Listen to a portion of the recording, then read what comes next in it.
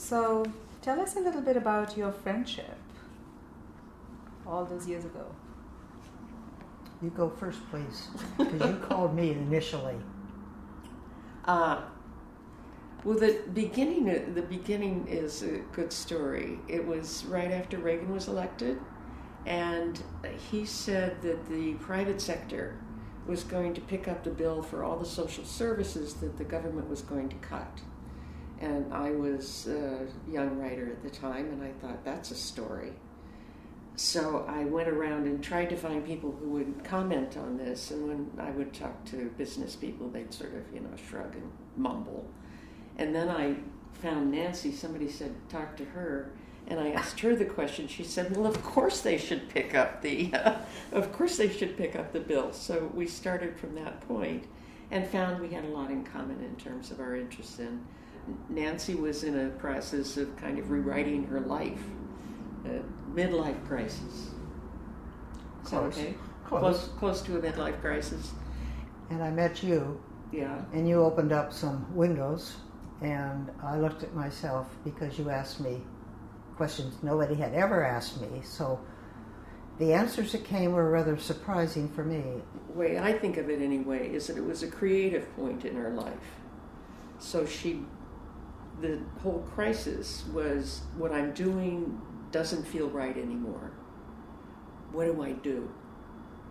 And it was that she made the creative leap that was, I think, one of the great moments of empowerment that I've witnessed in my life, when she said, well, wait a minute, I could use my philanthropic dollar for anything I want to. There's nothing that says that I just have to use it for the traditional things. Correct. And we talked a lot about that. So what is it that you care about? And I think the first word out of your mouth was you cared about women. That's Good. What I recall. Good. Good? I don't remember that. You're but happy that with, would you're fit. happy I'm with happy that. with that, Yeah, yes. good. Okay. It fits. Yeah, so that opened up many avenues. But then the land comes into the picture and it goes from there.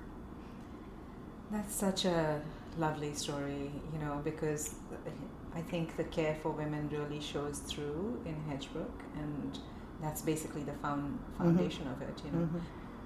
We both brought different resources to our association, which ended up founding Hedgebrook. And Cheryl, as a writer, at that time showed me, or at least the way you acted, that you couldn't not write. So tell us a little bit about how Hedgebrook specifically came about. Well, we remember this differently. Oh, good. What I remember is we'd have these conversations, and as Nancy's alluded to, I've been yammering on about what it was like to be a writer, to find the space, to find the time. I had the kid. It's not fair. How am I ever going to get anything written? So that dovetailed in a lovely way with what she was talking about, wanting to do things for women. So I think we had decided on our great wisdom that the thing to do was to start a women's writers retreat. And then I went to the East Coast for a while, and I come back, and she says, I bought the land, and I want to show it to you. So she drags me out to this place on Whidbey, and it was just incredibly depressing. That's right. I was like, oh my God. That's what I remember. And then I have to say this in my own way, because you won't Go do ahead. yourself service. I mean, she really had found another of her talents, because she just, amazing transformation of this place. Sonara, it really was a combination of resources that we both brought. The writer with all of the needs that writers have so that I could understand. A calling to the land. I did dig around at home in the dirt, so I had some familiarity with that. Financial resources, and I think an idea that said it's time to do something for women's voices. I don't know where that came from. It was no dream, no vision really. It was an idea, and the time had come. But I go back to when Cheryl really forced me into questions and answers that led to the progression of growth and the awareness that there is something I can do and I'm going to do it. Haha. Good story, isn't it? How do you feel when you meet a writer today or in these past years at Hedgebrook? What do you think? I mean, it makes me weepy when I see the successes and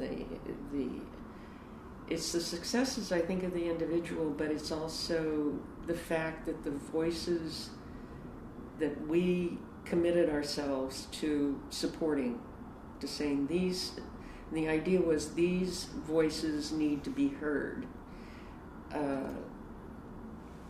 So it was, part of it was we want to be able to support certain women that are not heard, but in a larger perspective, it really was, how do we change the national conversation? And the thing I'm most proud of is that I didn't just draw plans and write something, poorly as it could have been written, and put it on a shelf, but we acted on it.